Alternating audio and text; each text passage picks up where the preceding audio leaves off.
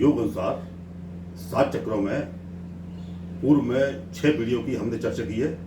आज मैं आपको 7वें चक्र सहस्त्रार चक्र के बारे में बताता हूँ, जो हमारे प्रथम मूलाधार, द्वितीय स्वादिष्टान, तृतीय मणिपुर, चतुर्थ अनाहत, फिर विशुद्धि चक्र, आज्ञा चक्र के बाद ये हमारे शीर्ष पर स्थापित होता है।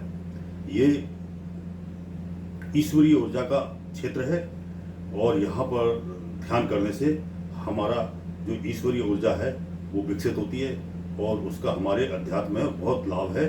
और ये शिखा के नीचे स्थित होता है, इसलिए आप सनातन में भी देखें कि हमारे यहाँ चोटी बढ़ाने का प्रावधान है, उसमें गांठ लगाने का प्रावधान है। वो उसका साइंटिफिक कारण यही है कि हम अपनी इस ऊर्जा क्षेत्र को व्यवस्थित करते हैं। तो आप ध्यान लगाइए, और ध्यान लगाने के लिए जो मुद्रा आप करेंगे ये समान मुद्रा। समान मुद्रा 5 तत्वों का शरीर है। 5 तत्वों में जब 4 उंगली अंगूठा इस तरह से आप मिलाते हैं तो इसको समान मुद्रा बोलते हैं। समान मुद्रा से हमारे शरीर में जो हमारे तत्व हैं उनमें एकीकरण होता है और उसका हमारे शरीर को बहुत लाभ होता है।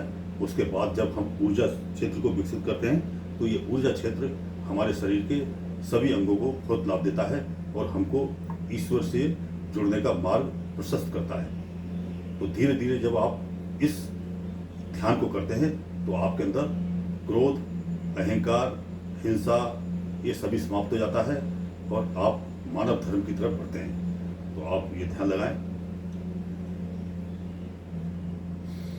सीधे बैठें, चेहरे में मुस्कुराहट रहे। मैं भगवान राम जी का ध्यान करूंगा और मेरी सांसों में राम जप चलेगा और मेरा ध्यान हमारा जो चोटी शिखा के नीचे पीछे की तरफ जो हमारा सहस्त्रार चक्र है इस पर हमारा ध्यान रहेगा। और देखें आप, राम।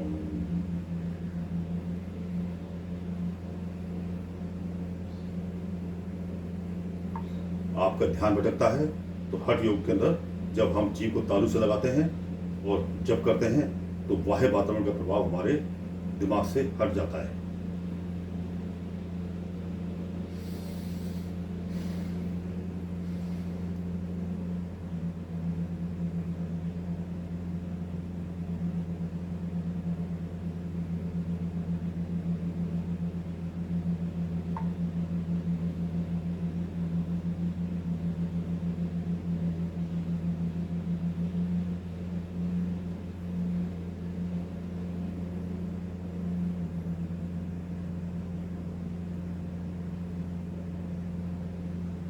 तो जितनी देर आप इस ध्यान लगाने की आपकी इच्छा है उतने समय तक ध्यान लगाइए। तो मैंने अभी ध्यान लगाया था तो मेरी मुद्रा जो थी वो समान मुद्रा लगी थी। राम जी को मैंने स्थापित किया हुआ था और राम मेरा श्वास के जरिए जब चल रहा था और जीभ मेरी तालू से लगी थी। और तो इस तरह से आप सहस्त्रार चक्र पर ध्यान लगाएं और सहस्त्रार चक्र पे हमारे जो ये 7 चक्र पूरे होते हैं। इसके बाद मैं एक 8वें चक्र की और बात करूंगा, क्योंकि हमारे योग के अनुसार तो 7 चक्र हैं, लेकिन हमारे ऋषियों द्वारा एक चक्र की और व्याख्या है जो जिसको राधा चक्र बोलते हैं, जिसको ललिता चक्र बोलते हैं, जिसको हमारा जो योग है उसके हिसाब से वो सुषुम्ना शीर्ष होता है। सुषुम्ना नाड़ी जो होती है उसका शीर्ष होता है। तो सुषुम्ना शीर्ष पर क्या होता है कि जब आप देखें मृत्यु काल आता है, मृत्यु काल आने पे ये जो पिघला एड़ा 2 नाड़ी होती हैं, इसके साथ तृतीय नाड़ी जो सुषुम्ना नाड़ी है, ये तीनों एक साथ चलती हैं। उसी समय प्राण जाते हैं और प्रत्येक 24 घंटे के अंदर भी अगर आप ध्यान दें तो जिस समय आपकी ये दोनों स्वर चल रहे हों तो आप समझिए कि आपकी जो सुषुम्ना नाड़ी है ये भी सक्रिय हो रही है।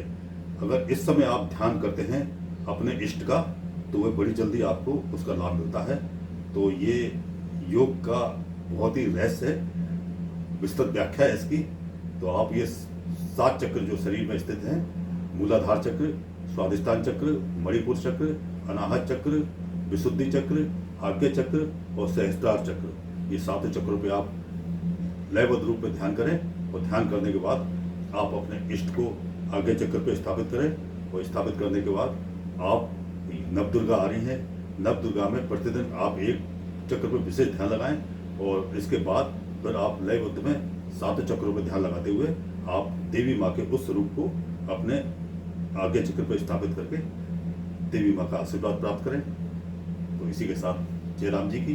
अगले वीडियो में आपको मैं ललिता चक्र, जिसको ब्रह्म क्षेत्र कहा गया है, जिसको राधा चक्र भी कहा गया है, तो वो उसकी बात करेंगे। 8वां चक्र जो योग के अनुसार तो 7 है, लेकिन 8वां ये ऋषियों द्वारा कहा गया है, इसके बारे में बात करेंगे। जय राम जी।